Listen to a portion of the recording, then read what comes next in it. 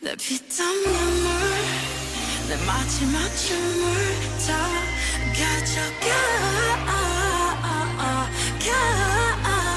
내 피땀 눈물 내 차가운 숨을 다 가져가 내 피땀 눈물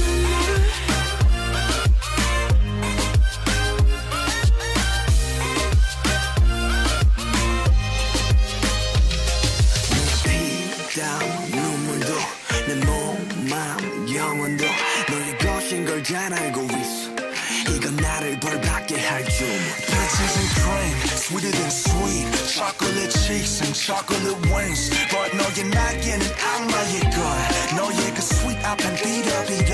Kiss me, 아파도 돼. 어서 날 조여줘. 더 이상 아플 수도 없게. Baby, 취해도 돼.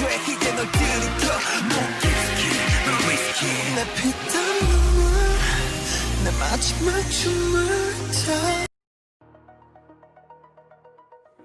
Assalamualaikum warahmatullahi wabarakatuh. Salam sejahtera untuk kita semua dan salam sehat.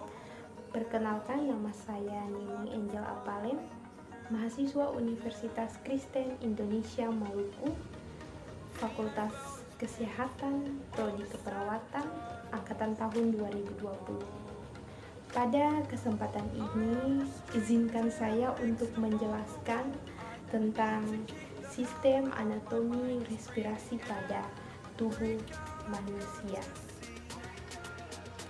Nah, seperti yang sudah saya katakan tadi, bahwa saya akan membahas tentang sistem anatomi respirasi pada tubuh manusia atau yang biasa kita kenal dengan sistem pernafasan.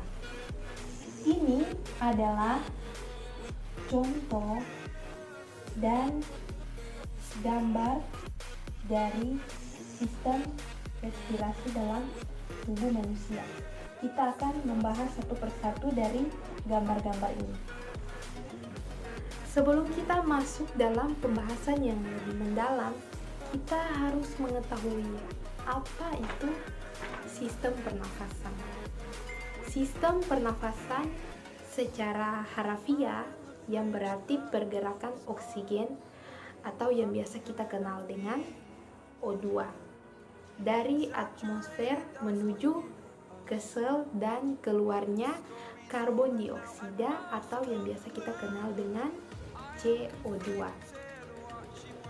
Fungsi dari sistem pernafasan adalah sebagai pendistribusian udara dan penukaran gas sehingga oksigen dapat dilupai dan karbon dioksida dikeluarkan dari sel-sel tubuh.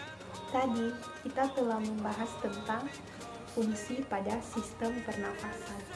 Sekarang kita akan membahas tentang organ-organ penyusun sistem pernafasan.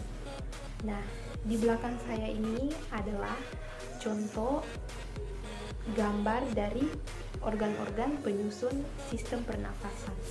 Untuk itu mari kita lihat bersama. Yang pertama adalah hidung. Hidung dalam bahasa kedokteran yang biasa disebut dengan nasal. Kemudian tekak yang biasa disebut dengan faring. Yang ketiga, tenggorokan yang biasa disebut dengan laring. Yang keempat, batang tenggorokan yang biasa disebut dengan trakea.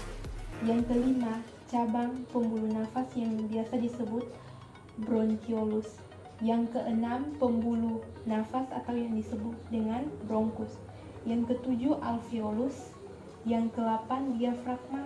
Dan yang ke-9 adalah otot dan rangka pelengkap sistem pernafasan. Dari ke-9 ini, saya akan menjelaskan fungsinya masing-masing. Kita masuk ke organ pembentuk sistem pernafasan. Yang pertama adalah hidung. Hidung merupakan tempat masuknya udara. Hidung memiliki 2 lubang, yaitu lubang kahung nasi dan dipisahkan oleh 2 sekat hidung atau septum nasi. Hidung mempunyai permukaan yang dilapisi jaringan epitelium. Hidung mempunyai fungsi yang terdiri dari 5 fungsi, yaitu fungsi yang pertama adalah sebagai jalan nafas, yang kedua pengatur udara, yang ketiga sebagai pengatur kelembapan udara, yang keempat pengatur suhu, dan yang kelima sebagai indera penciuman. Sebelum kita beranjak ke fungsi dari organ-organ pembentuk sistem pernafasan, terlebih dahulu saya akan menjelaskan tentang jalan dan titik-titik tertentu dari sistem pernafasan. Bisa dilihat di belakang saya ini adalah gambar dari jalur atau titik-titik tertentu yang untuk dilewati. Yang pertama adalah mulai dari rongga hidung. Dari rongga hidung menuju ke rongga mulut. Dari rongga mulut menuju ke faring. Dari faring menuju ke laring. Dari laring menuju ke trakea, dan dari trakea menuju ke paru-paru. Berikutnya dari paru-paru menuju ke bronkus. Dari bronkus menuju ke bronkiolus. Dari bronkiolus menuju ke alveolus adalah jalan yang terakhir. Kemudian kita masuk pada sistem organ pembagian yang kedua, yaitu faring atau tekak. Faring atau tekak merupakan tempat persimpangan antara jalan pernafasan dan jalan makan. Faring atau tekak terdapat di bawah dasar tenggorokan, di belakang rongga hidung dan mulut, setelah depan ruas tulang leher. Faring mempunyai fungsi antara lain yang pertama sebagai tempat penyaringan udara oleh rambut getter atau cihia. Yang kedua sebagai tempat menyeimbangkan tekanan udara. Yang ketiga sebagai tempat pemasangan bersin untuk mengeluarkan benda asing. Kita masuk pada sistem organ pembentuk yang ketiga, yaitu pangkal tenggorokan atau yang biasa disebut dengan laring. Laring merupakan saluran udara yang bertindak sebagai pembentuk suara yang terletak di depan bagian faring samping ketigrian vertebra dan masuk ke dalam trakea di bawahnya. Fungsi dari laring adalah yang pertama sebagai penghubung antara laring dan trakea. Yang kedua adalah terdapat dalam kutub epiglottis yang menghindari masuknya makanan ke sistem pernafasan. Dan yang ketiga sebagai pembentuk suara. Selanjutnya, bagian yang keempat adalah organ pembentuk pernafasan atau yang biasa disebut dengan batang tenggorokan pada bagian yang keempat ini. Batang tenggorokan merupakan dinding yang terdiri atas epitel, cincin tulang rawan yang berotot polos dan jaringan pengikat. Pada tenggorokan ini terdapat bulu getar halus yang berfungsi sebagai penolak benda asing selain gas. Selanjutnya kita masuk ke organ pembentuk sistem pernafasan yang kelima adalah pembuluh nafas atau yang disebut dengan bronkus. Bronkus merupakan cabang batang tenggorokan kedua bronkus yang terbentuk dari belahan dua trakea pada ketinggian kira-kira vertebrae thoracalis kelima. Mempunyai struktur serupa dengan trakea dan dilapisi oleh jenis sel yang sama. Bronkus mengeluarkan cabang yang disebut dengan bronkiolus.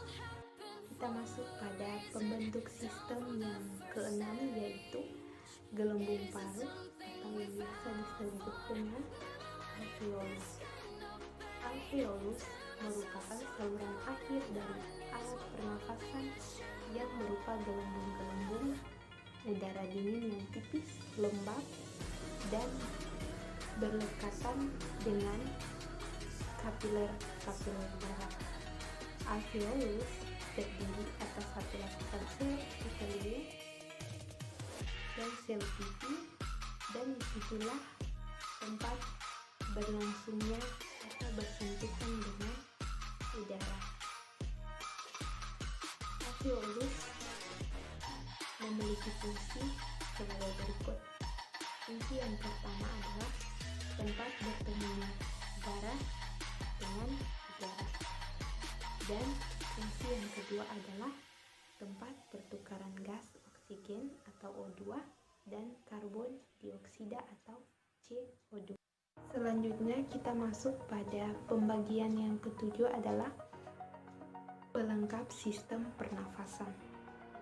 Struktur pelengkap sistem pernafasan adalah struktur penunjang yang diperlukan untuk bekerjanya sistem pernafasan tersebut. Struktur pelengkap itu sendiri terdiri dari kostea dan otot, diafragma, serta pleura. Dinding dada atau dinding toraks dibentuk oleh tulang, otot, serta kulit. Tulang pembentuk dinding toraks antara lain dibentuk melalui kostea ke vertebra, vertebra ke thoracalis ke sternum, sternum ke clavicula, dan clavicula ke scapula. Kita masuk pada organ pembentuk sistem pernafasan yang terakhir adalah otot pelengkap sistem pernafasan.